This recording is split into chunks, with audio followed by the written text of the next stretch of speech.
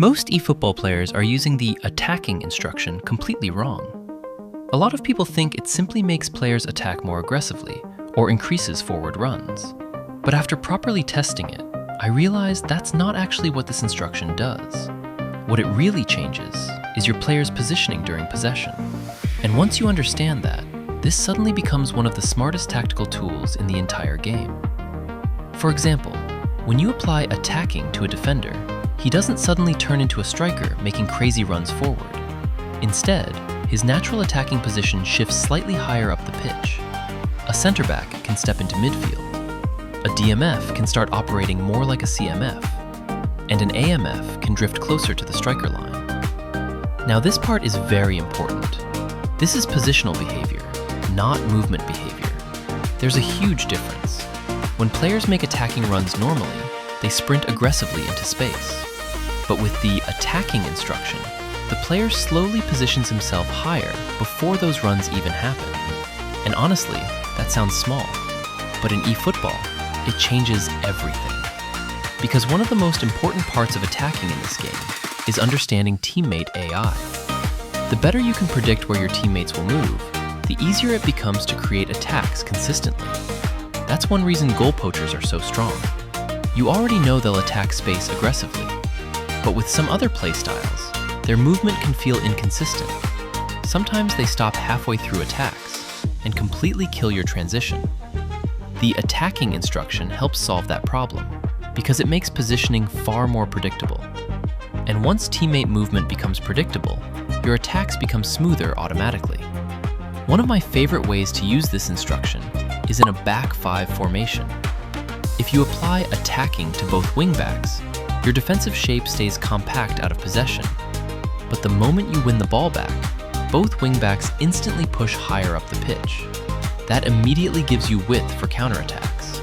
And because their starting position is already more advanced, their attacking AI activates faster.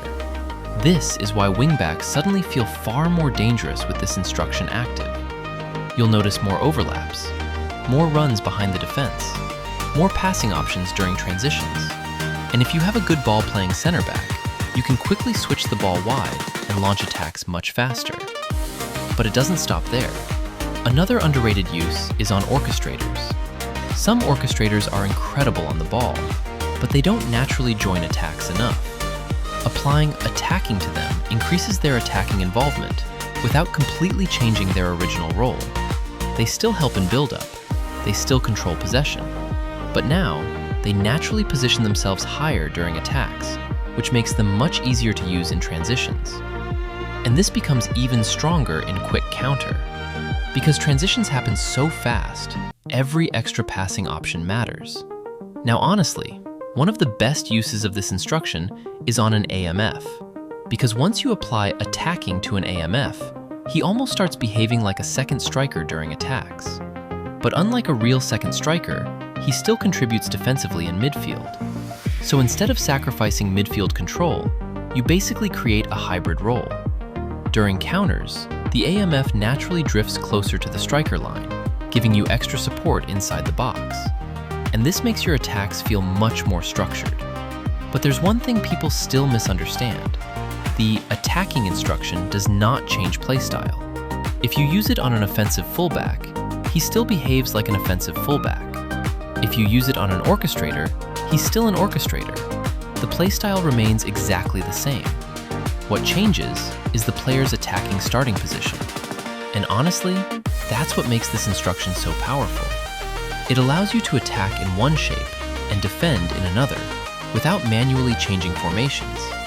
That's why this instruction feels so effective in high-level gameplay. You're not just increasing attacking pressure, you create predictable AI movement, cleaner transitions, better passing lanes, and far more reliable counter-attacking patterns. And in eFootball, that consistency is everything. So in the end, the attacking instruction isn't just about making players go forward more. It's really about controlling your team's shape during possession. Once you understand that, you stop looking at it as a simple attacking command and start using it as a tactical weapon. Whether it's pushing wingbacks higher in a back five, turning an AMF into a second striker, or making orchestrators more involved in attack, This instruction gives you more predictable movement, cleaner transitions, and better counter-attacking structure.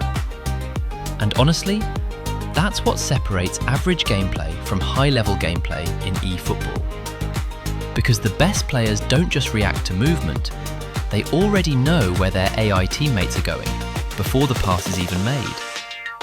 If you start mastering tactical instructions properly, your entire attack will feel smoother, faster, and far more dangerous. And trust me, this is only one instruction. There are still a lot of hidden mechanics most players don't fully understand yet. So subscribe, and let's break down every hidden mechanic in eFootball together.